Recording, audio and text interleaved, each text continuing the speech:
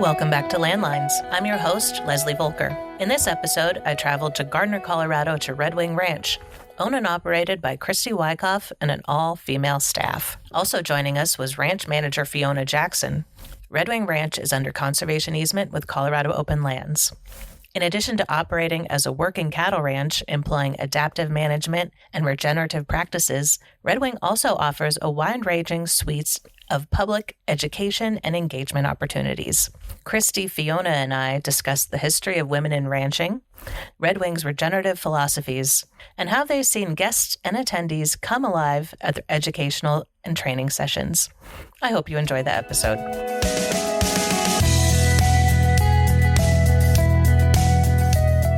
We are here at Redwing Ranch in Gardner, Colorado with Christy Wyckoff and Fiona Jackson. Welcome. Thanks for joining me. Thank you. Yeah, thanks for having us on. Very excited to talk to you today. If we could just get started, could you describe Redwing Ranch? Where are we, first of all? What's your operation? What's your mission? All right. Yeah. I like to describe Redwing as a working cattle ranch that is in the middle of the Huerfano Valley. And we're kind of a forgotten corner of Colorado in a lot of ways. Huerfano actually means orphan in Spanish. And it was a landmark out on the east side of the highway that got that name right next to the river. But in a lot of ways, most people don't know where we are, even though we're a pretty big county. And that's okay. That's totally okay. We also have an education program. And in a lot of ways, we have a pretty unusual operation because at the moment, we're all women. And it's a pretty young crew that we have. So it's a fun place to work.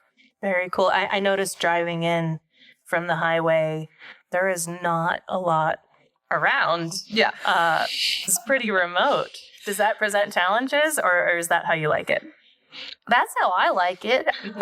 I think, there's definitely some logistics to getting town and grocery shopping and getting gas 45 minutes away. But I think there's a really special community out here and there is the space to be ranching in some really beautiful country that I appreciate. Going to town is a big lift for me. Right. And what's town? What's the nearest you consider town? Good clarification. Town is Walsenburg, which is about 35 miles away. And there's 2 grocery stores, hardware store, mechanic, gas, a handful of restaurants. The big city. Yeah, that we also have La Vida and Westcliff. So all 3 are about 45 minutes away. Technically, our closest town is Gardner, but it consists of the post office, the school, 2 churches, and a bar. And that's it. And the fire department. Yeah. Important. Absolutely. All the necessities. Yes, exactly. Yeah. But no real commerce there.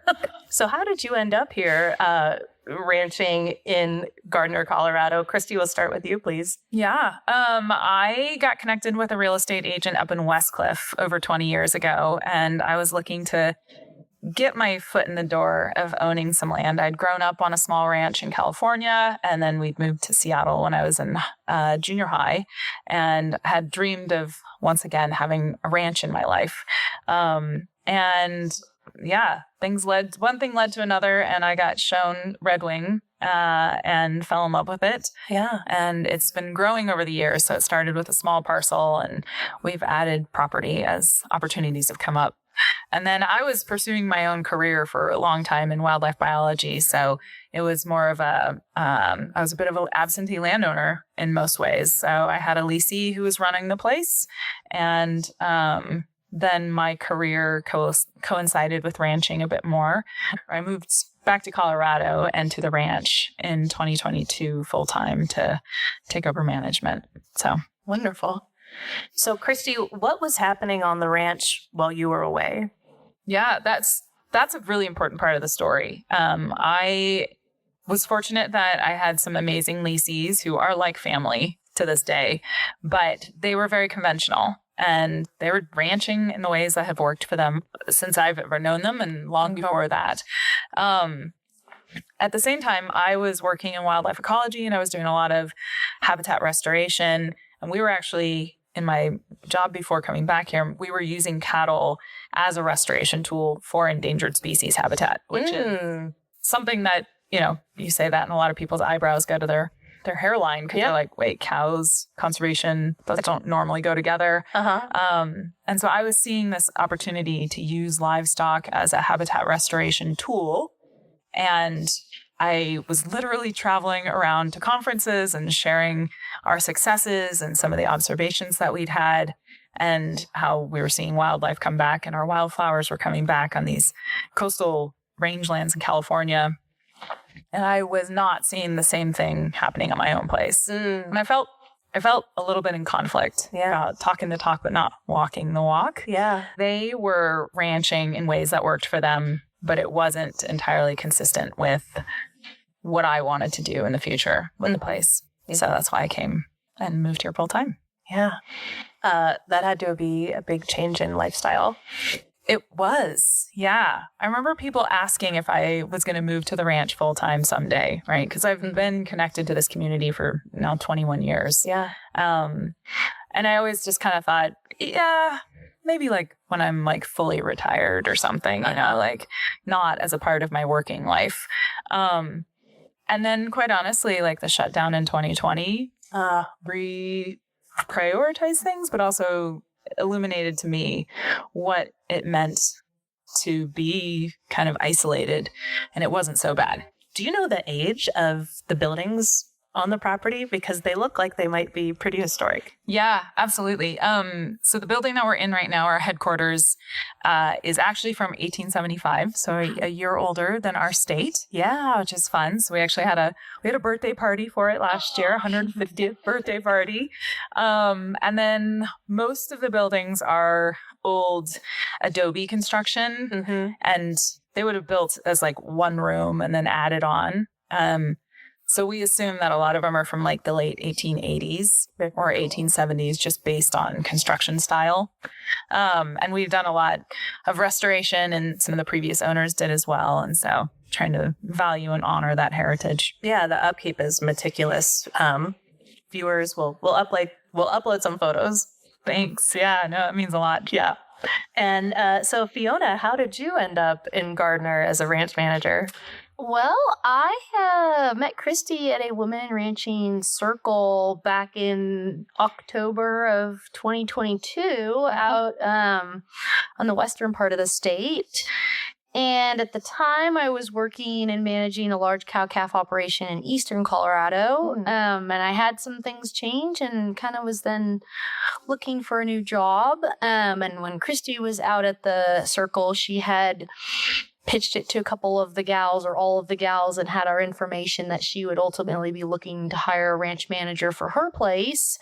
And I think just through having our information, I got her email and I forwarded it to a couple of my friends. And I was like, at the time, I wasn't looking for a job. I was like, oh, met this badass woman at a woman in ranching circle.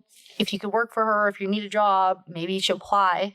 And then, I had some things change and I applied very last minute, I think in the interview process that Christy was doing with other potential candidates, and then ultimately came out in December, and then started like the first or the second week in January. And then my first day of work was going to Ranching for Profit together. And that was just, I was like, oh, it's off to a good start. Yeah. Excited. Do you live on site?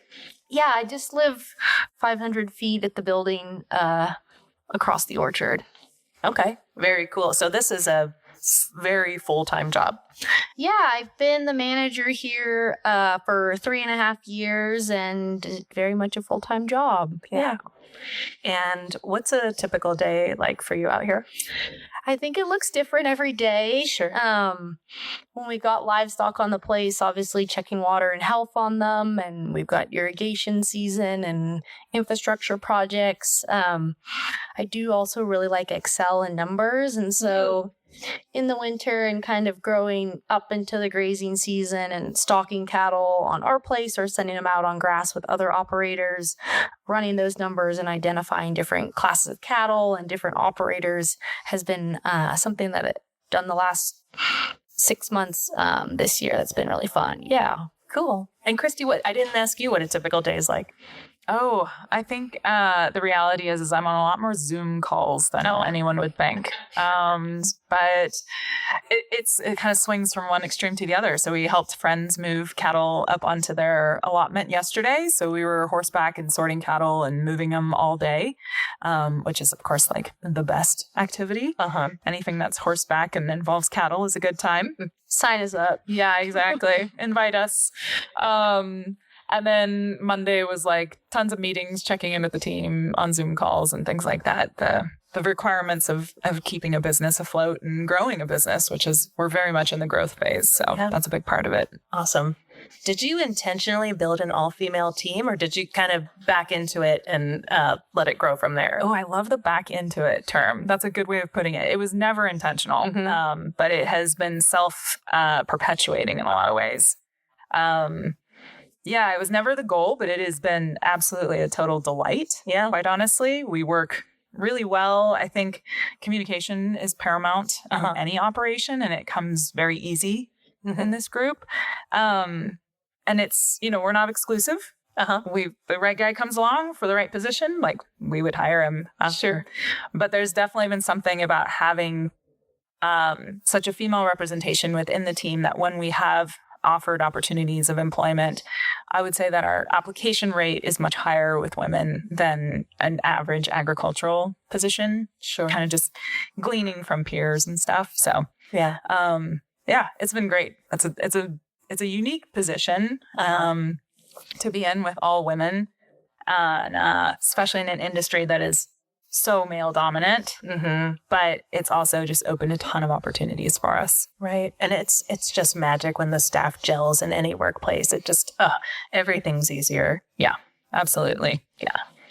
So I want to, it's actually a great segue. I would love for each of you, whoever feels like they want to tackle this one, to talk about the historic role of women in agriculture, because I suspect that, we've clearly always been there, but maybe in less visible ways in the history books and such. So could you talk a little bit about that? Yeah. I think at the risk of making broad strokes, sure, I think the story of women in ag has probably been undertold. I think there have been some really incredible ranching women out there, cowgirls, leaders in our industry, and they aren't in the history books. Right. And that's not an exclusive issue in agriculture. Of course. And where they do show up in the history book it's often in a support role. And not to downplay the importance of support roles. I think it's just not telling the whole story of the decision making that women have brought, and the expertise and the insights through the history of ranching. What's been interesting being an all-woman operation right now is that there are things that we don't have role models to look for, and it comes up in like weird ways, but I think it also gives us the liberty to pave our own way. Yes. Right? Because there aren't a lot of people doing what we're doing. And so we don't need to be hemmed in by those expectations or hold ourselves to expectations that maybe don't serve us. And instead, we can really charter our own course, figure out what works for us, and then listen to the other women in our industry to figure out what they really need. And that's been a real expansion area for us, is like figuring out how to build that community of other women. I mean, a great example is that Fiona and I met at a Women in Ranching event, and taking that momentum and continuing to fill that space, because there is no shortage of desire from other women in the industry to create these spaces that are women-centric, not exclusively all the time, but that provide that community. Because when you live in the middle of nowhere, like we do, 45 minutes from the grocery store, right? It can feel very isolating at times. Sure. So even if you just have a virtual community, or you've built friendships with people at meetings or at brandings, or even on Zoom calls, we've got friends that we first met on Women in Ranching, Zoom calls, who have now come to the ranch and visited and seen what we're doing and shared their stories. It's been pretty powerful, and we just want to continue building that. It's and getting the impression that this is not a job. This is a passion project. Yes. And that's what a gift to be able to work in something that you feel so deeply every day. Yeah, it definitely is. And it came out of, I have my career background had a lot of engagement, stakeholder education, things like that. And it's always been something I really loved. The focus on the women's space in ag, that has just borne out of the community response that we've received. Mm-hmm. In fact, when we first started building our education program and planning and kind of identifying what skills we have that we think people would be interested in, but also maybe what skills we'd like to see more of in our community. It wasn't about just women until we had our first 2 workshops where it was just women. And it really resolved something in my mind of the need for more spaces like this, where a lot of these land management skills that we offer, the chainsaw course and the stockmanship and livestock handling and the grazing planning course, those hard skills and kind of management level skills as well aren't often easily accessible to everyone, quite honestly, young practitioners in general, and then women as well. And women plus, we really are trying to open it up so that it's not exclusive. Right. But the feedback we got from those 2 first workshops that we had about what an important space we had created, suddenly it was like, oh, this is our niche. Mm-hmm. This is our calling. And it was super exciting and very, very rewarding as well. Yeah. Anything you'd like to add, Fiona? No, it was pretty special, and we were feeling like it was special, and then, with the feedback, it was like, oh, okay, it's not just in our head, like, I think others are appreciating this and finding a lot of value in this, and then it kind of was off to the races with the women plus only. Mm-hmm.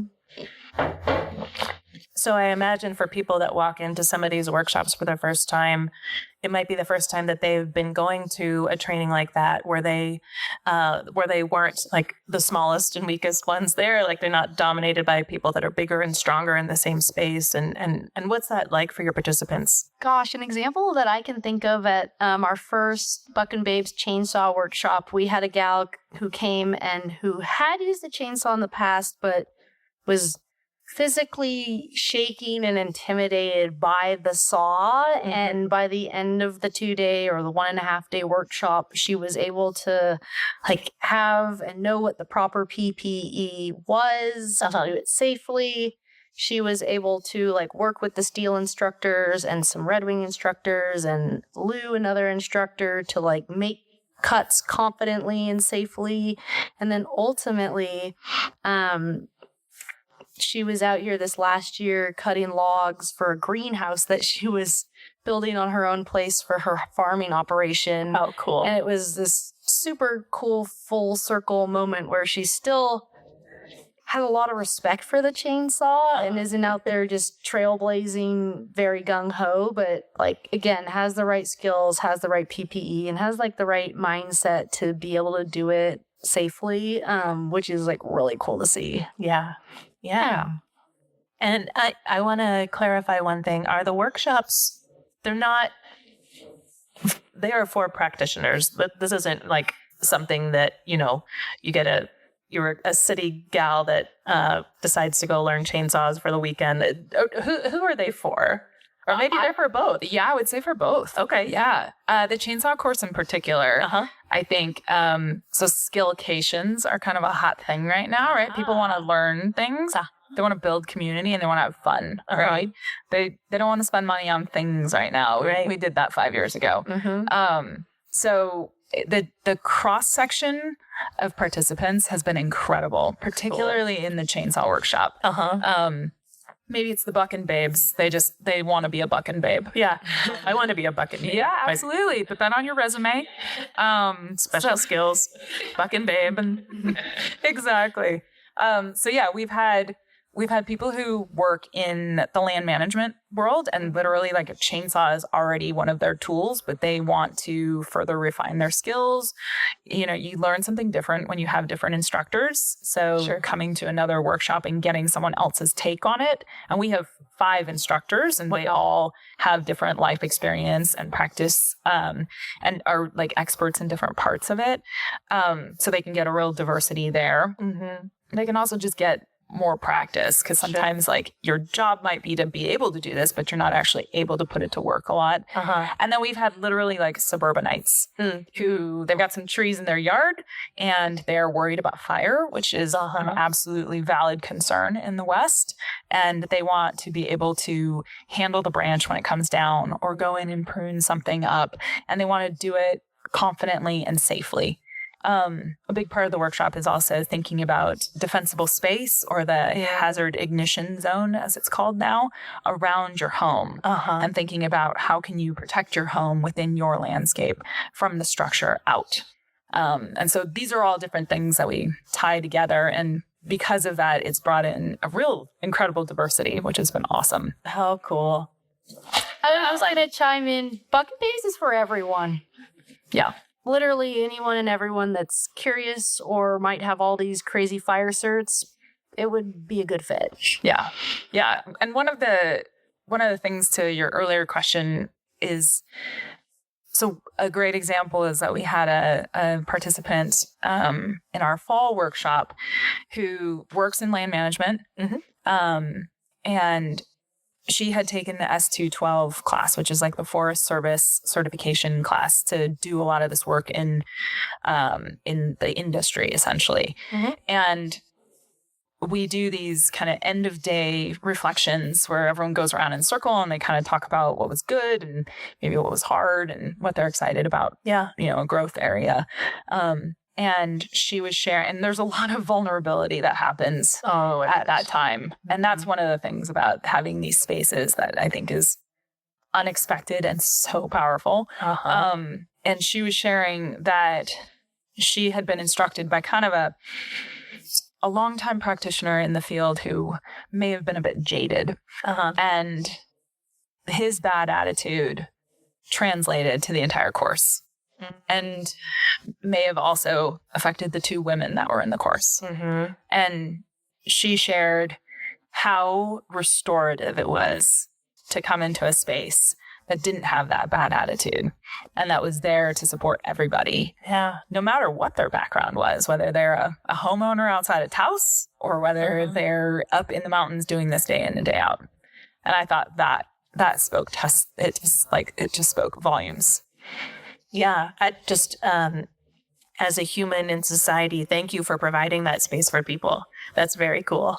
It's been super rewarding for us. Yeah. Let's continue along these lines and we can jump around later. What are your other offerings and how do you balance that with running a cattle ranch? You want to answer the cattle or the offerings? Well, I could start with the cattle and then maybe you can take on the offerings. Thank goodness we've got a programs manager, Erin, who couldn't be here today, that manages all the programming that Christy can talk about. So what I'm doing kind of on a daily basis is managing the livestock. And so we've got an assistant herd manager here full time and a summer intern here from CSU. And the 3 of us kind of on a daily basis are working with the livestock. We are so dang dry that not even our most senior irrigation rights have turned on this year. And so historically right now we'd be in the thick of irrigating. So really that has allowed us to kind of get going on some of these infrastructure projects, whether that's putting out this crazy goat netting with a neighbor right now that they're working on, or getting some H braces fixed and getting some gates replaced, things like that. We're in the middle of calving right now. We've got May calving cows on the place, and we are actively with the grazing plan getting them closer and closer to the corrals. So in the middle of July, we'll be set to brand them. And then we also have a stockmanship clinic, and we'll be using and working with these pairs so that they're in a good spot for that. And And I think thinking about the livestock as well and like drought, we're severely understocked. We're about half of what we had kind of initially anticipated for the growing season. But we were able to flex, and we're super flexible, which is exciting in my mind. And so we've got some replacement heifers out with a custom operator on grass in the Flint Hills of Kansas right now, with bulls turned in to ultimately market them as bred heifers this coming fall.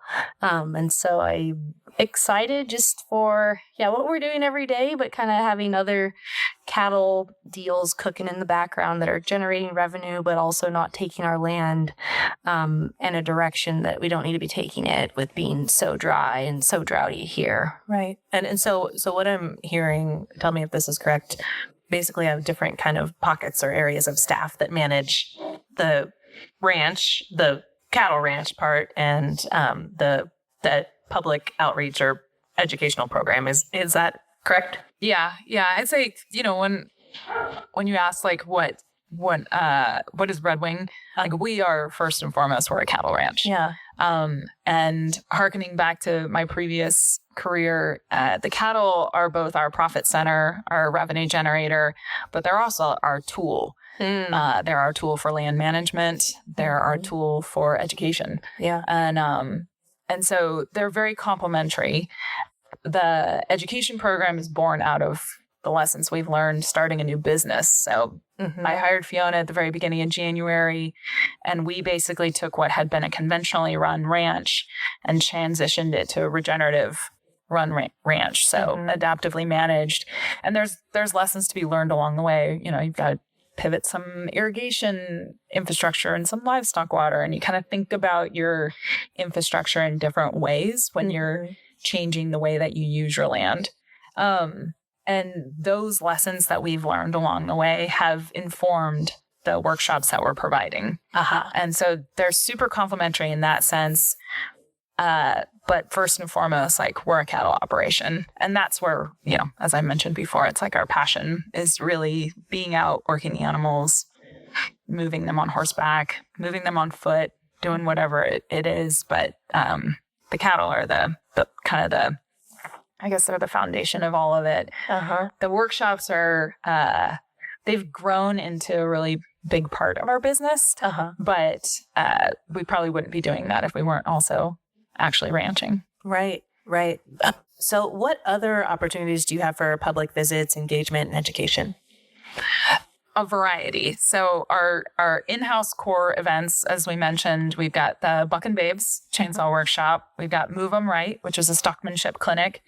It's on horseback, and it's working with Dawn Nato, who's this incredible clinician who helps people learn how to move their livestock in ways that increases profitability, reduces health issues, and then also achieves your ecological and land management goals.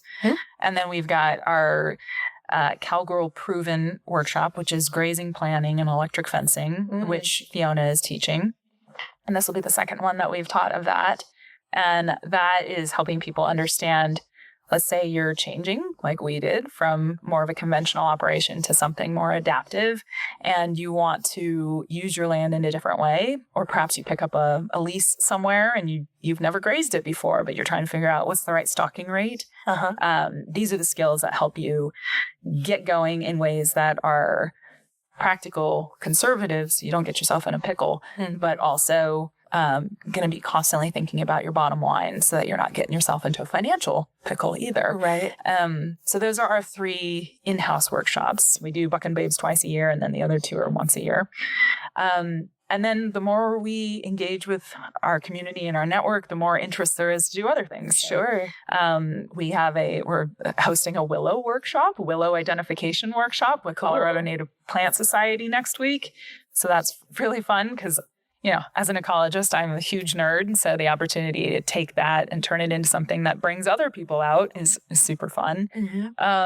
We've got a collaboration with Western Landowners Alliance.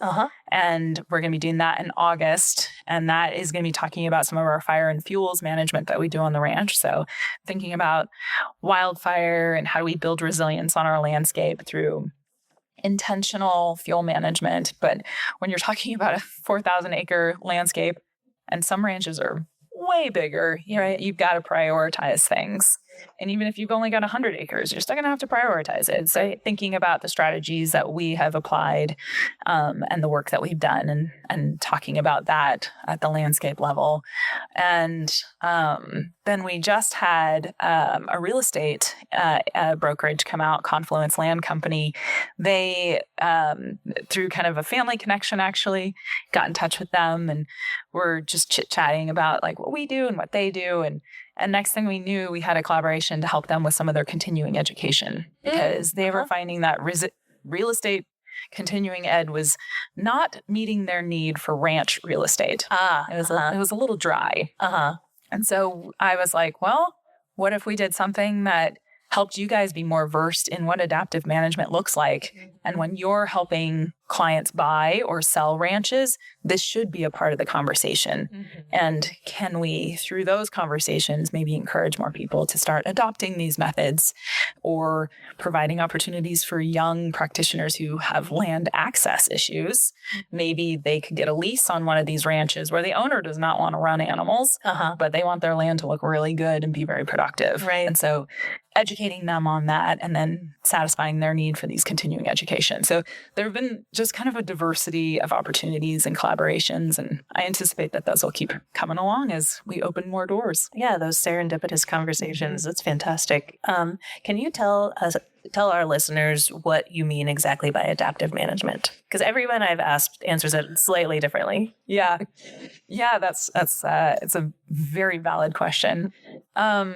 It can be answered in a myriad of different ways. And I think the one that stands out when I've been asked this question is a rancher I know up in the Westcliff area. I was talking about, we do regenerative ranching. We offer these workshops on regenerative ranching. And he goes, what is regenerative ranching? I said, basically we think about managing from the land up. And I would say that most operators think about managing from the animal down. Interesting. Yeah. And he it seemed to resonate with him. So that's one way of saying it. The other way is the adaptive part. So the idea that nothing should be a prescription in your operation. You have to be reading your animals. You have to be reading your land. You have to adapt to changing climatic situations like this extreme drought that we're in right now. You have to adapt to your human needs, right? Yeah. We want to make sure that we have work-life balance. So we are thinking about infrastructure and grazing patterns and timing that allow us to take a reasonable vacation occasionally. And end our day after, 8 hours of putting in good work. We want to be able to enjoy our downtime. Yeah. What would you add to that? I think what you're saying, you get a little bit of a different answer. I think that's the beauty of it. It can look different, and it should look different for every operator. And one of the most exciting parts about the grazing workshop that I do here at Redwing is that we're giving practitioners or operators the tools to be able to do it on their place, even if they get 40 inches of rain or 2 inches of rain. It doesn't have to be this prescription like what Christy's talking about, but what is the framework, and what are these tools, and how can I then go to my place and use them? Or like Bucking Babes, right? I work for the U.S. Forest Service, or I want to just be able to make my home place a little bit more fire resilient. Again, it's not this prescription, but how do I now have the tools, the right PPE, and the right knowledge to get going safely. Yeah. So I think everyone always talks about, it's a factor of time in the management. Cows aren't bad. It's the person that left them in that pasture for way too long with the fence that was a pasture that was way too small. I think, great, phenomenal tool for meeting ecological goals when done correctly. Yeah. I have to give you 2 snaps. I think that was the most succinct way anyone has ever explained those concepts. Usually it takes a while longer. But yeah, I really like the way that you both put that. So forgive me, we're jumping around a lot. What's the most unexpected part of engaging in the public programming? What caught you by surprise, or what came up that you didn't see coming? There's been so many surprises. I think the hard part is what is the most. For me, I was not expecting it to be as moving as it was, I guess, to what I was saying earlier about having these opportunities for reflection at the end of the day. And, some people, they're excited. What went well is that they know how to change a bar out on a chainsaw, or they now know how to calculate their grass in a pasture. And it's a very tactical takeaway. And the challenge was doing the math, or the challenge was getting the chainsaw started, right? Other participants, they have felt comfortable enough at the end of these work days to share things that they have struggled with. And that tells me that we're doing our job. Yeah. And it's been great. And that I had not expected the profundity of the experience. People can really surprise you when you give them the space to be reflective and honest, and among people that they know will appreciate them sharing. Yeah, and that's actually a really cool part of doing the podcast as well. I bet. It felt like even like on a 2-day workshop, everyone was like leaving with an open heart, and we're here sharing lessons learned, whether that's the easy way or the hard way of never do this, but here we're going to talk about it, and how that creates a space where people are, I think, able to then talk about that themselves and their lives, of things that have gone really well or things that have been challenges. And I was surprised to what Christy was saying, that folks just opened up, and it was like, how on earth are we talking about this at a chainsaw workshop? Yeah, exactly. Where it's like bar oil and saw, but just like creating a space with like a really intimate group and a low instructor to participant ratio, where it's like over that day and a half, 2 days, you can really build that rapport with the participants and the other instructors. That was really special in my mind. Yeah, I'm wondering now if there's some kind of connection between having that much access to potential danger that makes people feel more open about sharing. Maybe. Although I honestly, some of the most poignant shares were last year after our grazing workshop. And that was like a lot of sitting and calculating things with the occasional field walk. So yeah, I mean, I do think the chainsaw brings something special out. But, and working with livestock will do that too. This is our first stockmanship clinic this year, because last year, unfortunately, we had to cancel it because our instructor had a family emergency. But so I'm excited to have testimonials from this one this year. I think working with livestock, anyone who's worked with horses or have tried to move cattle that do not want to go where you want them to go, will know the frustration that can develop when you're like, I feel like I'm telling them what to do and they're not listening, And so often it's that we're not being clear. And so I expect that after the stockmanship clinic, we'll have some similar experiences, because it really, animals are very good at teaching us about ourselves. And so I think we'll have insights from that one that aren't chainsaw fueled. Oh, wonderful. So this episode will air in mid to later June. Is there anything upcoming that you would like to plug? Maybe anything that hasn't sold out yet, or anything coming later this summer?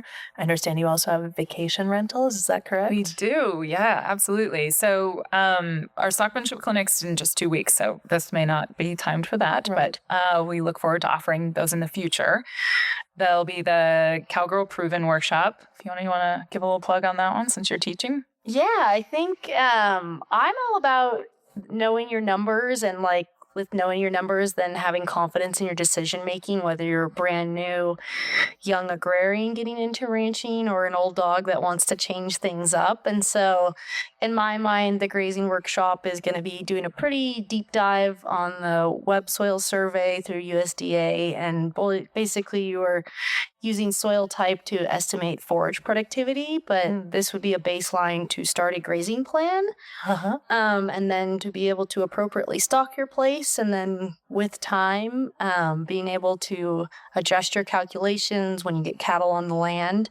And this being a tool also for new operators that could potentially calculate how much grazing there could be available on a lease, while also potentially taking in custom cattle, and then kind of being able to look at those numbers to say, could I be ranching without having to own $1 million of livestock and $1 million of land? Yeah.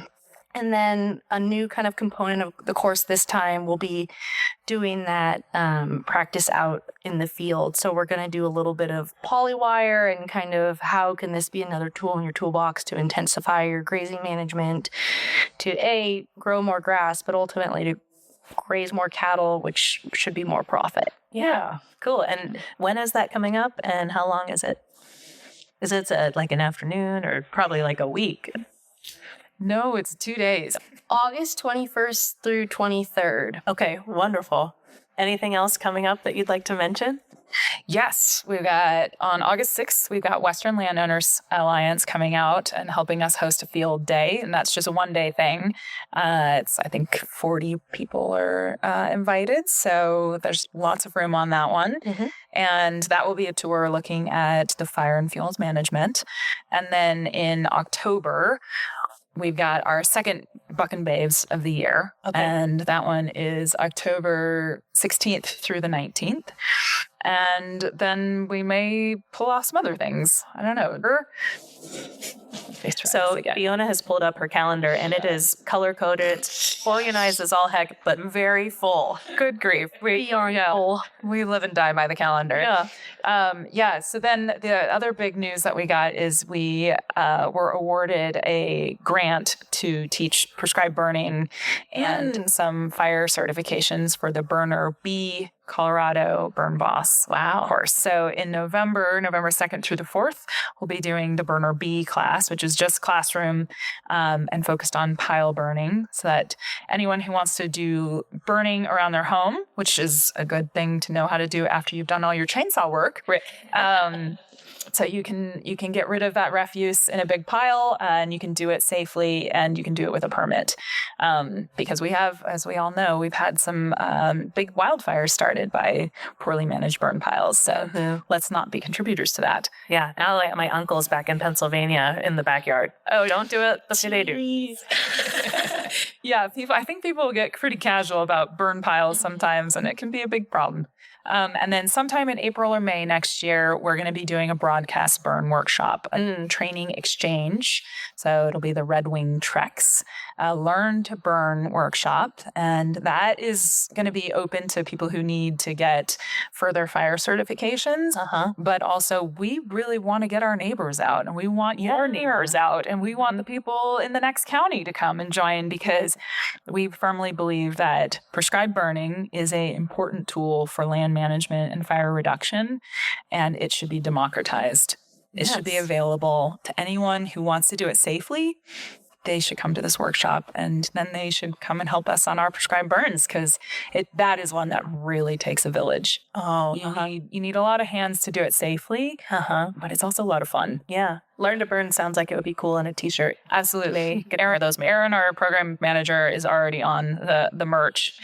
Fantastic. So if people want to attend any of these sessions or workshops, where should they find information? Yeah. So follow us on Instagram or TikTok, but Instagram's got more of that kind of information. TikTok's our fun channel. And then our website. So Redwing Ranch, you can find us on all the platforms there.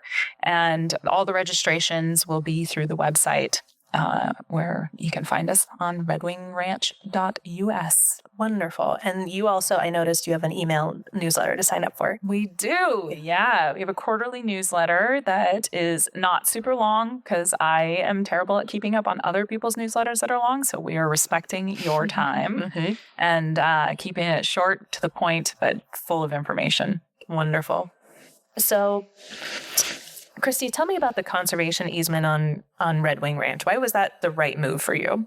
Yeah. So we actually have 3 separate easements on the ranch. When I bought the first piece of property back in 2006, it had a 350-acre easement on it already. And that was with San Isabel Land Protection Trust. And in doing the annual monitoring with them, I learned more about, what does it mean to own land that has a conservation easement on it? Yeah. And of course, they're always like, let us know when you want to protect the rest. And so we started working on that about the time that I moved from Fort Collins back to California for the job I had out there. And it took quite a while because we were able to secure a couple of grants that made the bargain sale possible. We got funding through GoCo, which is an absolutely incredible program. Yeah. And then we got funding through NRCS, the USDA program, Natural Resource Conservation Service.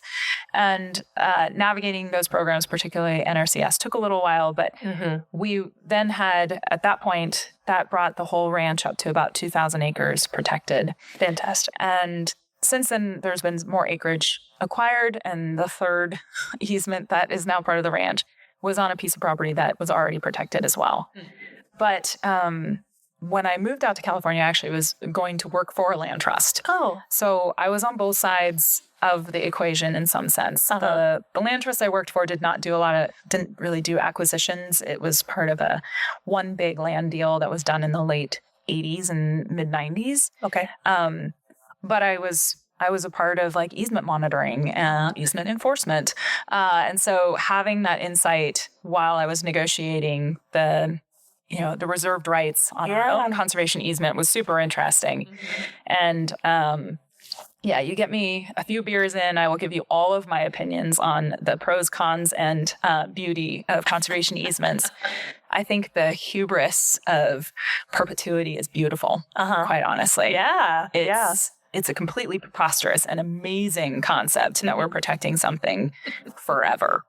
Like humans are not good at forever at all. And so the idea that we have this one mechanism to protect land forever is amazing. And to be a part of that is super exciting. And it's just the first step, right? Getting something protected, super important.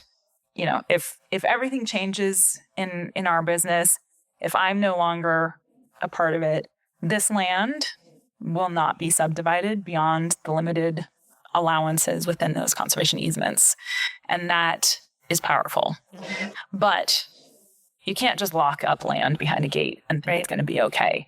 And so that's where our grazing comes in. That's where my background in ecology really informs our decisions. And thinking about how do we not only protect these lands with these amazing tools of perpetuity, but then how do we make them as productive and supportive of biodiversity as possible? And that's where grazing comes in, and prescribed burning and fuels management and bringing other people out to the land in these workshops and in these field days to see what is possible. Yeah. Not that we are there. We are 4 years into this very ambitious experiment of changing how this landscape looks and works.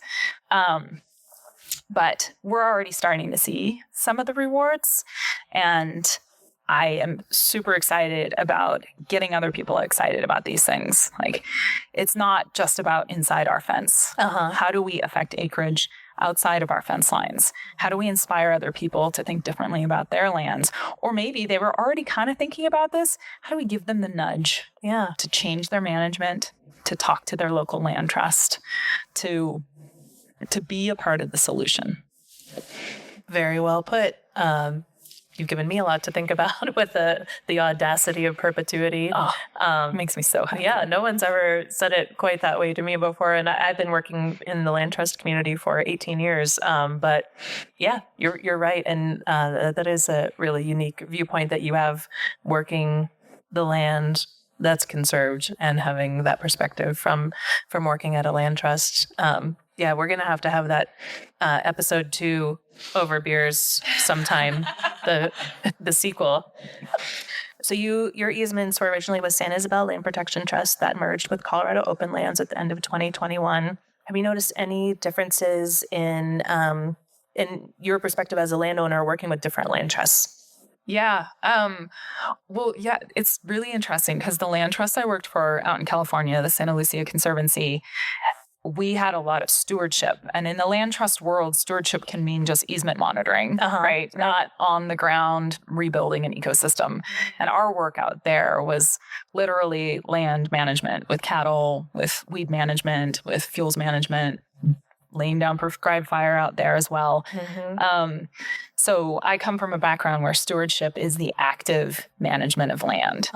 And it was always something that I got a little frustrated in the land trust world writ large. Sure, as I'd go to these land trust meetings and you'd see something about stewardship and you'd go to that talk and they're talking about like easement violations and super important work. We're not discounting that, but again, protection is the first step. The next step is, what are you doing with that land to make sure that it's worth protecting in 100 years?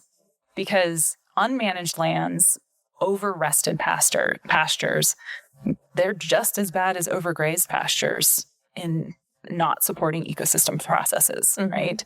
Unmanaged lands become wildfire issues, overgrazed lands and over-rested lands can contribute to desertification. So we have more bare ground. Like, we need active management on these landscapes. So one of the things I was most excited about with COL taking over or merging with San Isabel was the fact that they brought such increased capacity. And in the 5 years, I have seen, even within COL, a pivot and a focus on how do we help landowners manage their lands, manage the challenges that they're facing on these landscapes, because we just put a tremendous amount of energy and a lot of capital into making these conservation easements happen, securing this in perpetuity protection. First step, next step, how do we help the people who have done all that work and have valued that proposition of, of securing the land? How do we help them really manage it? And so I've been super excited to see that focus and that capacity to focus at COL. The other thing is I got invited to be on our regional advisory board, which is many of the stakeholders from San Isabel Land Protection Trust, continuing to be party and advisors to the way that Colorado Open Lands engages with the Wet Mountain Valley and Huerfano, and some of the more outskirts of their kind of range that they had been working in. And that commitment by COL to keep that community super engaged and represented as COL continues to do acquisitions and figure out how to navigate prioritization in acquisitions has been, it's like role model. It's been really impressive and it's been fun to be a part of. Yeah, well, I mean, the local presence is invaluable.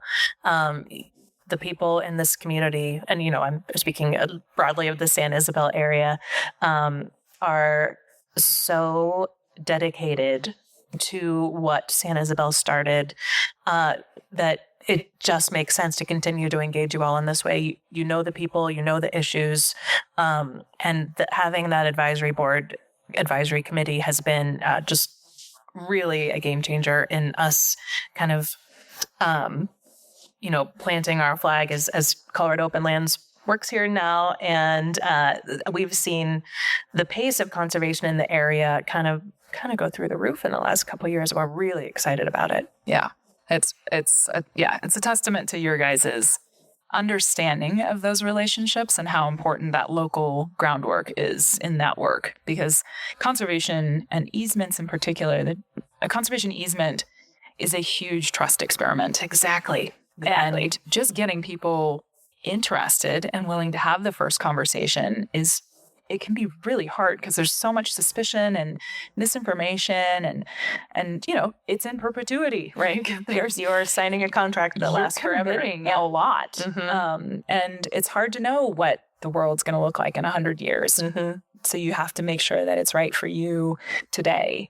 And so, I'm thrilled with the engagement level from COL. Excellent. Well, you both have been very generous with your time. I just wanted to give you the floor and say, is there anything that you wish I would have asked that I didn't, or anything that you want to bring up that didn't come up naturally? Again, a head shake from Fiona. I don't think so. Christy, anything? Oh, so many thoughts. I think one of the real takeaways in the first 4 years of our business has been how many paradigms people have about what is possible. Yeah. In their business, in their ranch, in their community. And we, as Fiona mentioned, we did the Ranching for Profit class when she first started. And one of their big takeaways is that you need to just blow those paradigms out of the water. What are the paradigms that are holding you back? And how do you break that barrier? And we check ourselves all the time. We are continuing with the Ranching for Profit world through their Executive Link program, which is a peer board. So we're on a board with 5 other ranches, and we meet 3 times a year. And one of the things that you have to bring to your meeting is, what is the paradigm that's holding you back right now? And it can be really hard to do. That's a scary question. Yeah. And sometimes you see someone else's paradigm way clearer than you see your own. And in fact, most of the time you can't see your own, but you can see everyone else's problems, right? And so keeping that in mind as we try and share our story with other people who maybe aren't ready to face those paradigms. We never want anyone to feel less than. Because they're conventional, or because they're, maybe they're a feeder operation, or, whatever their business is. It's not about, grass-fed versus conventional, or regenerative versus, set stock. Like it's not about those things. It's really about what is serving you, your ground and your animals and your business. And how do we have those conversations that invite everybody to the table instead of this division? Because there's so much division in the world right now. And we need to figure out ways to bring people together, and helping ourselves and others identify those paradigms that are holding us back. Yeah. Wonderful. That's a great piece to end on. So my colleagues at Colorado Open Lands told me that I would love meeting Christy and the team and Fiona, and you have lived up to every wonderful thing I've heard about you. What a fun afternoon, Landlines. So thank you so much for taking the time today. It's been our pleasure. The opportunity to share what we're building is always exciting. So thanks for coming down to visit. Thank you. From Gardner, Colorado at Redwing Ranch, this has been Landlines. I'm Leslie Volker, and this has been Landlines. If you'd like to sponsor this podcast, please reach out to me at lvolkar@coloradoopenlands.org. Thanks for listening.